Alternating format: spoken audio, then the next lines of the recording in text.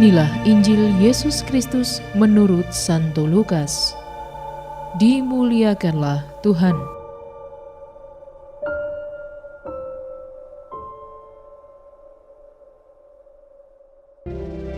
Ia datang ke Nazaret, tempat ia dibesarkan.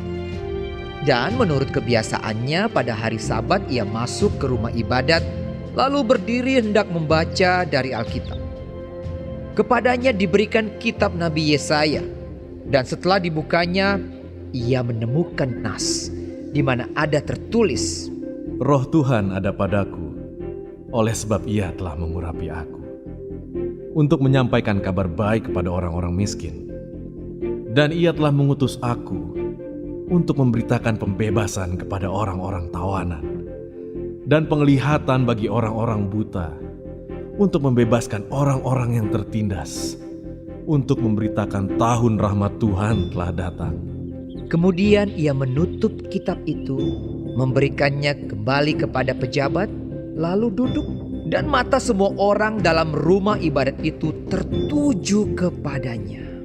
Lalu ia memulai mengajar mereka, katanya, Pada hari ini genaplah nas ini sewaktu kamu mendengarnya.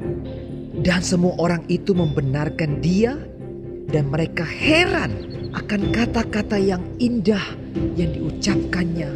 Lalu kata mereka, Bukankah ia ini anak Yusuf? maka berkatalah ia kepada mereka, Tentu kamu akan mengatakan pepatah ini kepadaku, Hai tabib, sembuhkanlah dirimu sendiri. Perbuatlah di sini juga, di tempat asalmu ini, segala yang kami dengar yang telah terjadi di Kapernaum.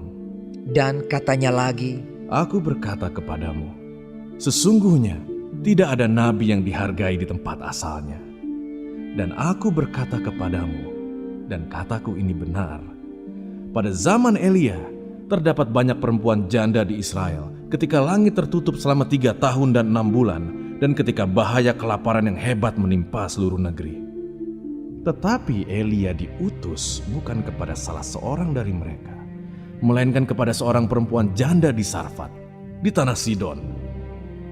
Dan pada zaman Nabi Elisa, banyak orang kusta di Israel, dan tidak ada seorang pun dari mereka yang ditahirkan, selain daripada Naaman, orang Syria itu.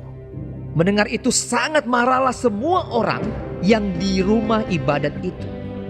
Mereka bangun, lalu menghalau Yesus keluar kota dan membawa dia ke tebing gunung, tempat kota itu terletak, untuk melemparkan dia dari tebing itu.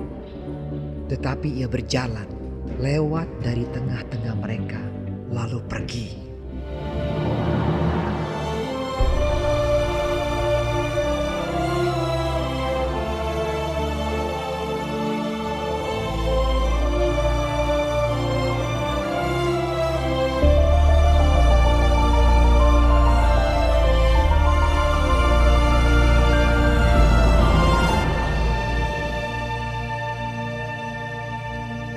Demikianlah Injil Tuhan.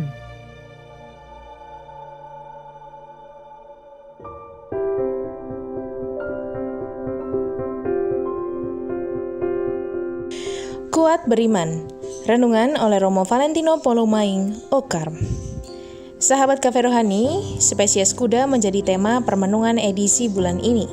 Salah satu karakter kuda adalah kuat. Sejak dahulu kuda sering dijadikan sebagai hewan pikul karena mampu menanggung banyak beban di punggungnya. Posturnya yang berotot makin meyakinkan kesan ini. Kuda berkekuatan besar.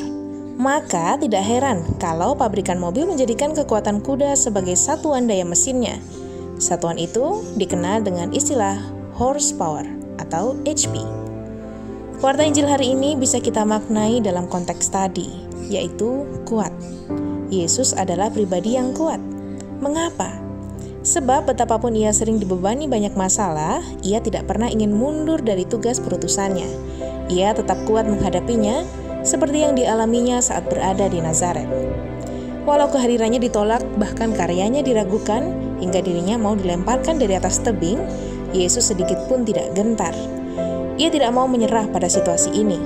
Baginya, kerajaan Allah mesti segera dihadirkan di tengah kehidupan. Tidak boleh ada kata gagal bagi pemakluman belas kasih Allah bagi manusia. maka Yesus mengabaikan semua perlakuan buruk dari orang-orang sekampungnya. Alasannya adalah keselamatan universal lebih penting untuk diperjuangkan daripada berusaha memuaskan kepentingan sendiri. Yesus bukan pribadi yang gila hormat. Berkaca dari teladan Yesus ini, kita pun juga dipanggil untuk menjadi orang Katolik yang kuat dan giat mewartakan Injil di dalam kehidupan harian. Memang, situasi teror yang sering dialami tentu sangat mengguncang keamanan, sekaligus mengancam kebebasan beragama kita.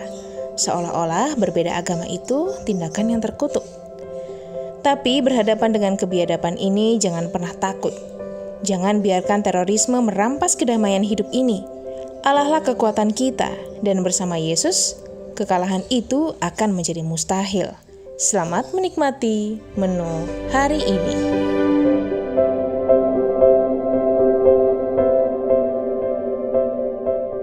Renungan juga bisa Anda baca selengkapnya di Cafe Rohani edisi bulan ini. Dengarkan juga renungan ini di radio.karmelindomedia.com.